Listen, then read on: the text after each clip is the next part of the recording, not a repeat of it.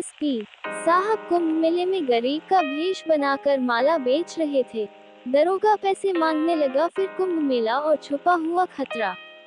भारत की पवित्र धरती पर लगने वाला कुंभ मेला दुनिया का सबसे बड़ा धार्मिक और आध्यात्मिक मेला है। ये हर 12 वर्षों में प्रयागराज, हरिद्वार, उज्जैन और नासिक में बारी बारी से आयोजित किया जाता है। इस मेले में न केवल भारत से बल्कि पूरी दुनिया से श्रद्धालु, संत महात्मा और पर्यटक आते हैं। इस वर्ष प्रयागराज में कुंभ मेले का आयोजन किया गया था। गंगा, यमुना और अदृश्य सरस्वती के संगम पर बसे इस पवित्र तीर्थ स्थल पर करोड़ों श्रद्धालु अपनी आस्था और विश्वास के साथ स्नान करने के लिए आए थे। संगम तट की अद्भुत छटा। संगम के तट पर दूर दूर तक तंबू और शिविर लगे हुए थे। जगह जगह साधु संत अपने शिष्यों के साथ ध्यान और साधना में लीन थे। कुछ संत प्रवचन कर रहे थे, तो कुछ अपने भक्तों को आशीर्वाद दे रहे थे। भक्तजन गंगा में स्नान कर अपने पापों से मुक्ति पाने के लिए उमड़े थे। महिलाओं के समूह फूलों की मालाएं और दीप लेकर गंगा आरती कर रहे थे। सैकड़ों नावें श्रद्धालुओं को संगम के मध्य तक ले जा रही थी, जहां तीनों नदियों का मिलन होता है। रात होते ही पूरा मेला जगमगा उठता था। संगम पर विशाल दियों की कतारें गंगा आरती के समय एक अलौकिक दृश्य प्रस्तुत करती थी। भक्तों से भरा मेला और चहल पहल। मेले में तरह तरह के बाजार लगे थे। कहीं पूजा पाठ की सामग्री बिक रही थी, तो कहीं गर्मागर्म जलेबी और कचौड़ी की खुशबू हवा में घुली थी। कहीं भजन कीर्तन की ध्वनि गूंज रही थी, तो कहीं बच्चों के लिए झूले और सर्कस का मजमा लगा था। लेकिन इस धार्मिक और भव्य आयोजन के बीच एक छिपा हुआ खतरा भी मंडरा रहा था। मेले में बढ़ता अपराध। कुंभ मेले में लाखों श्रद्धालु हर दिन आते और जाते थे। इस विशाल भीड़ में कई अपराधी और असामाजिक तत्व भी सक्रिय हो चुके थे। 1. चोरी और जेबकतरी। भीड़ भाड़ का फायदा उठाकर कई गिरोह श्रद्धालुओं की जेबें काट रहे थे। 2. गुमशुदा लोग। हर दिन कई बच्चे और बुजुर्ग भीड़ में खो जाते थे। 3. अवैध वसूली। दुकानदारों से पुलिस के कुछ भ्रष्ट अधिकारी जबरन हफ्ता वसूल रहे थे। 4. फर्जी बाबाओं की मंडली। कुछ ठग साधु के वेश में लोगों को ठग रहे थे। पुलिस प्रशासन के लिए यह मेला एक बड़ी चुनौती था। एसपी संजय ठाकुर की जिम्मेदारी। मेले की सुरक्षा व्यवस्था एसपी पुलिस अधीक्षक संजय ठाकुर के हाथों में थी। वे एक ईमानदार और सख्त अधिकारी थे, जिन्होंने कई बड़े अपराधियों को सलाखों के पीछे भेजा था। लेकिन इस बार स्थिति अलग थी। उन्हें गुप्त सूचना मिली थी कि मेले में पुलिस विभाग के कुछ अधिकारी ही अपराधियों के साथ मिले हुए हैं। वे न केवल दुकानदारों से जबरन वसूली कर रहे थे, बल्कि अपराधियों को संरक्षण भी दे रहे थे। गुप्त जांच का फैसला। एसपी संजय ठाकुर ने तय किया कि वे भेष बदलकर खुद इस मामले की जांच करेंगे। उन्होंने अपनी वर्दी उतार दी, एक पुराना धोती कुर्ता पहना, सिर पर गमछा बांधा और एक माला बेचने वाले की तरह अपनी पहचान बना ली। अब वे पुलिस अधिकारी नहीं थे, बल्कि एक साधारण दुकानदार। भेष बदलकर मेला घूमना और अपराधियों की तलाश। प्रयागराज कुंभ मेले में हर तरफ आस्था और श्रद्धा का सागर उमड़ा हुआ था, लेकिन इस भीड़ में अपराधियों का एक गिरोह भी सक्रिय था। एसपी संजय ठाकुर को सूचना मिली थी कि पुलिस विभाग के कुछ लोग खुद इस गोरख धंधे में शामिल हैं और गरीब दुकानदारों से जबरन पैसे वसूल रहे हैं। ईमानदार पुलिस अधिकारी होने के नाते एसपी साहब को ये स्वीकार नहीं था कि उनकी वर्दी के लोग ही जनता को परेशान करें। उन्होंने इस भ्रष्टाचार को उजागर करने का निश्चय किया और गुप्त जांच करने का फैसला किया। माला विक्रेता के रूप में भेष बदलना। एसपी संजय ठाकुर जानते थे कि अगर वे खाकी वर्दी में रहकर जांच करेंगे, तो अपराधी सतर्क हो जाएंगे। इसलिए उन्होंने अपने विश्वसनीय सहयोगी इंस्पेक्टर राजेश वर्मा को बुलाया और अपनी योजना साझा की। मैं इस मामले की तह तक जाना चाहता हूँ। पुलिस के कुछ लोग ही भ्रष्टाचार में शामिल हैं। इसलिए मुझे भेष बदलकर मेला घूमना होगा। राजेश वर्मा ने चिंता जताई। लेकिन सर, ये काफी खतरनाक होगा। अगर अपराधियों को पता चल गया कि आप ही एसपी हैं, तो वे आपके खिलाफ साजिश कर सकते हैं। एसपी ठाकुर मुस्कुराए और बोले, सच्चाई सामने लाने के लिए जोखिम उठाना ही पड़ेगा। मैं अकेले ही जांच करूंगा ताकि किसी को शक न हो। साधारण दुकानदार बनकर बाजार में प्रवेश। अगले ही दिन एसपी संजय ठाकुर ने अपनी वर्दी उतार दी और एक साधारण माला विक्रेता के रूप में अपना भेष बदल लिया। उन्होंने पुरानी धोती और कुर्ता पहना, सिर पर एक गमछा बांधा और कंधे पर फूलों की मालाओं से भरी टोकरी रख ली। चेहरे पर हल्की दाढ़ी बढ़ा ली ताकि कोई उन्हें पहचान न सके। अब वे कुंभ मेले में घूमने वाले एक साधारण दुकानदार लग रहे थे। बाजार में पहली झलक। एसपी ठाकुर ने प्रयागराज कुंभ के मुख्य बाजार में प्रवेश किया, जहां हजारों दुकानदार अपनी दुकानें सजाकर बैठे थे। कहीं पूजा की सामग्री बिक रही थी, कहीं गर्मागर्म कचौड़ी जलेबी की खुशबू हवा में घुली थी, कहीं छोटे छोटे खिलौने और भगवान की मूर्तियां बिक रही थी। एसपी साहब भी अपनी टोकरी लेकर सड़क किनारे खड़े हो गए और मालाएं बेचने लगे। आइए, गेंदे और गुलाब की ताज़ा मालाएं, गंगा माता के लिए फूल चढ़ाए। उन्होंने खुद को एक गरीब दुकानदार की तरह प्रस्तुत किया ताकि वे इस भ्रष्ट व्यवस्था को अपनी आंखों से देख सकें। भ्रष्ट पुलिसकर्मियों की करतूत। थोड़ी ही देर में एसपी साहब ने देखा कि कुछ पुलिसकर्मी दुकानदारों से हफ्ता वसूल रहे थे। अरे, पैसे निकाल, नहीं तो दुकान उठा देंगे। गरीब दुकानदार डर के मारे चुपचाप पैसे निकाल कर दे रहे थे। साहब, अभी कमाई ठीक नहीं हुई है, थोड़ा समय दे दीजिए। लेकिन पुलिसकर्मी किसी की सुनने को तैयार नहीं थे। वे जबरदस्ती दुकानदारों से पैसे वसूल रहे थे। दारोगा रामेश्वर यादव की एंट्री। थोड़ी ही देर में एक कड़क आवाज आई, अबे ओ माला वाले, इधर आ। एसपी ठाकुर ने देखा कि एक लंबा चौड़ा, भारी मूंछों वाला दारोगा बाजार में आया था। उसकी कमर पर चमचमाती हुई रिवॉल्वर टंगी थी और उसके पीछे 2 सिपाही खड़े थे। उसका नाम था दारोगा रामेश्वर यादव। वह इस पूरे इलाके का प्रभारी था और दुकानदारों से हर हफ्ते हफ्ता वसूली करता था। हफ्ता 2, वरना दुकान उठवा दूंगा। दारोगा रामेश्वर ने आंखें तरेरते हुए कहा। हफ्ता दिया कि नहीं? एसपी साहब ने गरीब दुकानदार की तरह सिर झुकाकर कहा, साहब, मैं तो बस छोटा मोटा दुकानदार हूँ, जैसे तैसे गुजारा करता हूँ। हफ्ता कैसे दूं? दारोगा ने गुस्से में कहा, बहाने मत बना, जल्दी से 200 रुपए निकाल, नहीं तो तेरा ठेला यही फिंकवा दूंगा। एसपी ठाकुर ने अभी भी धैर्य बनाए रखा। वे देखना चाहते थे कि यह भ्रष्टाचार कितने स्तर तक फैला है। बदतमीजी की हदें पार। जैसे ही एसपी साहब ने पैसे देने से इनकार किया, दारोगा ने उनकी माला की टोकरी को लात मार दी। गेंदे और गुलाब की मालाएं जमीन पर बिखर गईं। आसपास खड़े दुकानदार ये दृश्य देख रहे थे, लेकिन कोई कुछ बोलने की हिम्मत नहीं कर पा रहा था। दारोगा ने फिर से धमकी दी, समझ नहीं आया क्या? पैसा निकाल, नहीं तो उठाकर हवालात में डाल दूंगा। एसपी साहब की असली पहचान उजागर। अब एसपी ठाकुर को गुस्सा आ चुका था। उन्होंने अपनी जेब से आईडी कार्ड निकाला और दारोगा के सामने कर दिया। मैं हूँ एसपी संजय ठाकुर, अब बताओ किसे उठाना है? ये देखते ही दारोगा के चेहरे की रंगत उड़ गई। उसके साथ खड़े 2 सिपाही भी सकते में आ गए।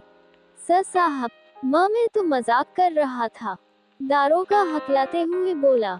लेकिन अब एसपी ठाकुर पूरी सख्ती में थे। जब एसपी ठाकुर ने दी गिरफ्तारी का आदेश, दारोगा रामेश्वर यादव की आंखें फटी रह गईं।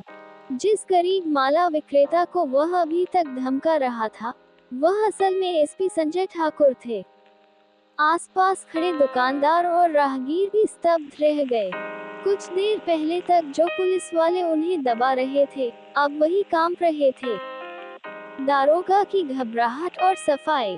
दारोगा हकलाते हुए बोला, सर साहब, मैं तो बस मजाक कर रहा था। हफ्ता वसूली जैसी कोई बात नहीं है। एसपी संजय ठाकुर ने ठंडी नजरों से उसकी ओर देखा और गंभीर स्वर में बोले, मजाक? तुमने मेरी टोकरी लात मारकर गिरा दी, दुकानदारों से जबरन पैसे वसूले, और अब कह रहे हो कि मजाक कर रहे थे। दारोगा रामेश्वर के पसीने छूटने लगे। वह कुछ और बोलता, इससे पहले ही एसपी ठाकुर ने अपने वायरलेस पर संदेश भेजा, कंट्रोल रूम, तुरंत मेरी लोकेशन पर एक पुलिस टीम भेजो। यह अर्जेंट ऑपरेशन है। दारोगा और उसके साथी सिपाही अब और भी डर गए। उन्होंने भागने की कोशिश की, लेकिन एसपी ठाकुर की कड़क आवाज गूंजी, कोई हिलेगा नहीं, वरना यही गोली चलवा दूंगा। दुकानदारों की हिम्मत लौटी। अब तक जो दुकानदार डर के मारे चुप थे, वे अब खुलकर बोलने लगे, साहब, ये हर हफ्ते पैसे लेता है, हमें धमकाता है कि दुकानें हटवा देगा। पिछले महीने इसने एक व्यापारी को इतना पीटा कि उसने दुकान ही बंद कर दी। एक बुजुर्ग दुकानदार रोते हुए बोला, बेटा, मेरी कमाई सिर्फ इतनी होती है कि किसी तरह 2 वक्त की रोटी मिल जाए, लेकिन ये हर हफ्ते पैसे मांगता है, हम क्या करें? एसपी ठाकुर का गुस्सा और बढ़ गया। अब इस भ्रष्टाचार को रोकना ही होगा। भ्रष्टाचार का पूरा खेल उजागर। इसी बीच एसपी ठाकुर ने आसपास के दुकानदारों से और जानकारी लेना शुरू किया। धीरे धीरे पूरा नेटवर्क सामने आने लगा। 1. दारोगा रामेश्वर यादव छोटे व्यापारियों से हफ्ता वसूलता था। 2. कुछ बड़े व्यापारी भी इस नेटवर्क से जुड़े थे, जो पुलिस को पैसे देकर अपना अवैध कारोबार चलाते थे। 3. खुद पुलिस विभाग के अंदर कुछ अधिकारी इस घोटाले में शामिल थे। अब यह मामला सिर्फ एक पुलिस वाले की वसूली का नहीं था, बल्कि एक बड़े भ्रष्टाचार सिंडिकेट का था। गिरफ्तारी का आदेश। कुछ ही देर में पुलिस की एक जीप बाजार में पहुंची। इंस्पेक्टर राजेश वर्मा खुद इस टीम को लीड कर रहे थे। उन्होंने एसपी ठाकुर को सलाम किया और आदेश का इंतजार करने लगे। दारोगा रामेश्वर यादव को तुरंत गिरफ्तार करो, एसपी ठाकुर ने कहा। दारोगा ने बचने की कोशिश की। साहब, एक मौका दीजिए, मेरी बीवी बच्चे हैं। लेकिन एसपी ठाकुर कठोर बने रहे। तुमने कितने गरीब दुकानदारों से हफ्ता वसूला, कितनों का घर उजाड़ा, तब तुम्हें दया नहीं आई। अब कानून अपना काम करेगा। पुलिस की छवि हुई साफ। दारोगा और उसके साथी सिपाहियों को हथकड़ी पहनाकर जीप में डाल दिया गया। दुकानदारों और स्थानीय लोगों ने ताली बजाकर इस फैसले का स्वागत किया। एक बुजुर्ग बोले, बेटा, अगर हर पुलिस वाला आपके जैसा ईमानदार हो जाए, तो गरीबों पर कभी अन्याय नहीं होगा। एसपी ठाकुर ने जवाब दिया, पुलिस का काम जनता की रक्षा करना है, उन्हें डराना नहीं। जो भी वर्दी पहनकर अपराध करेगा, उसे अंजाम भुगतना पड़ेगा। अगला अध्याय, असली मास्टरमाइंड कौन? लेकिन कहानी यही खत्म नहीं हुई थी। दारोगा तो सिर्फ मोहरा था। इस भ्रष्टाचार की डोर किसी बड़े अधिकारी के हाथ में थी।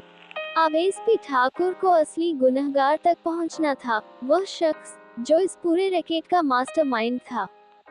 असली मास्टरमाइंड की तलाश।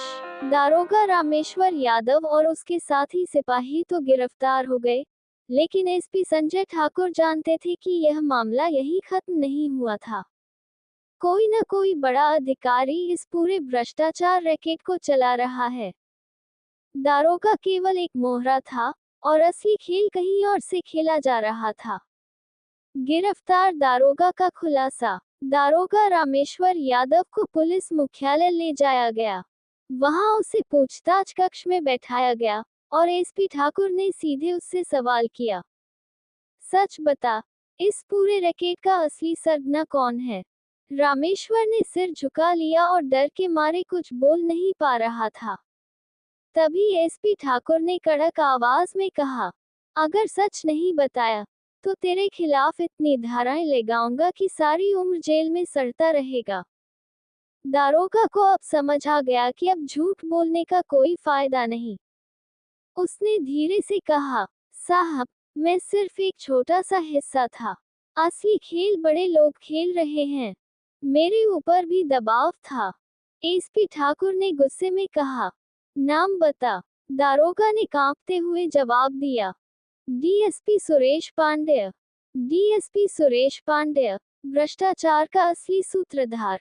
डीएसपी सुरेश पांडेय, प्रयागराज पुलिस का एक वरिष्ठ अधिकारी, कुंभ मेले की सुरक्षा व्यवस्था का प्रभारी था। दारोगा ने खुलासा किया, हर हफ्ते लाखों की वसूली होती थी। मेले में लगे अस्थायी दुकानों से अवैध रूप से पैसे लिए जाते थे। कुछ नकली साधु और ठग भी इसी नेटवर्क का हिस्सा थे। जो दुकानदार पैसे नहीं देते थे, उन्हें पुलिस के नाम पर धमकाया जाता था। एसपी ठाकुर अब समझ गए कि यह भ्रष्टाचार सिर्फ चंद पुलिस वालों तक सीमित नहीं था, बल्कि बड़े अधिकारियों तक फैला था। डीएसपी से आमना सामना। एसपी ठाकुर ने तुरंत डीएसपी सुरेश पांडेय को बुलाने के लिए संदेश भेजा। कुछ ही देर में एक काली स्कॉर्पियो पुलिस मुख्यालय में आकर रुकी और डीएसपी पांडेय अंदर दाखिल हुए।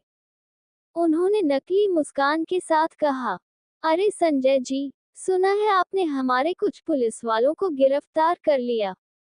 लेकिन एसपी ठाकुर ने उसकी आंखों में देखते हुए कहा, हमें पता चल गया है कि इस भ्रष्टाचार के पीछे कौन है। डीएसपी पांडेय थोड़ा घबराया, लेकिन उसने खुद को संभालते हुए कहा, आप क्या कहना चाहते हैं? एसपी ठाकुर ने एक फाइल उसकी तरफ बढ़ाई, जिसमें सारे सबूत थे। 1. गुप्त कैमरे से रिकॉर्ड किए गए फुटेज। 2. दारोगा की कबूलनामा रिपोर्ट। 3. वसूली के पैसों का रिकॉर्ड। अब डीएसपी पांडेय का चेहरा सफेद पड़ गया था। डीएसपी की चालाकी और बचने की कोशिश। डीएसपी पांडेय ने बचने की कोशिश करते हुए कहा, देखिए, ये सब मुझे फंसाने की साजिश है। मैं पूरी तरह निर्दोष हूँ। लेकिन एसपी ठाकुर ने ठंडे स्वर में कहा, अब यह फैसला अदालत करेगी। इंस्पेक्टर राजेश, इन्हें गिरफ्तार करो। क्या मुझे गिरफ्तार करोगे? मैं डीएसपी हूँ। डीएसपी पांडेय गुस्से से चीखा, लेकिन अब उसके पास कोई रास्ता नहीं था। पुलिसकर्मियों ने उसे पकड़ लिया और हथकड़ी पहना दी। मीडिया में खुलासा और जनता की प्रतिक्रिया। एसपी ठाकुर ने इस पूरी कार्रवाई की रिपोर्ट तैयार की और इसे मीडिया के सामने पेश किया। अखबारों और टीवी चैनलों पर यह खबर छा गई। कुंभ मेले में भ्रष्टाचार का पर्दाफाश। एसपी ठाकुर ने डीएसपी समेत कई पुलिस वालों को गिरफ्तार किया। जब दुकानदारों और स्थानीय लोगों को ये पता चला, तो पूरा शहर एसपी ठाकुर की ईमानदारी की सराहना करने लगा। अगर हर पुलिस वाला संजय ठाकुर जैसा हो जाए, तो देश से भ्रष्टाचार खत्म हो जाएगा। अंतिम निष्कर्ष, ईमानदारी की जीत। एसपी संजय ठाकुर ने एक अकेले गुप्त जांच अभियान से न सिर्फ एक दारोगा, बल्कि पूरे भ्रष्ट पुलिस नेटवर्क का पर्दाफाश कर दिया। उनकी इस बहादुरी के लिए उन्हें मुख्यमंत्री द्वारा सम्मानित किया गया और प्रयागराज के पुलिस विभाग में एक नई ईमानदारी की मिसाल कायम हुई। कानून का असली मकसद जनता की सेवा करना है, न कि उनका शोषण। एसपी ठाकुर। आपको कहानी से क्या सीख मिला? 1. कोई भी कानून से ऊपर नहीं होता, चाहे वह कितना भी बड़ा अधिकारी क्यों न हो। 2. एक ईमानदार इंसान पूरे सिस्टम को बदल सकता है, अगर वह निडर होकर सच्चाई के लिए लड़े। 3. भ्रष्टाचार को जड़ से खत्म करने के लिए जनता और प्रशासन को साथ मिलकर काम करना होगा।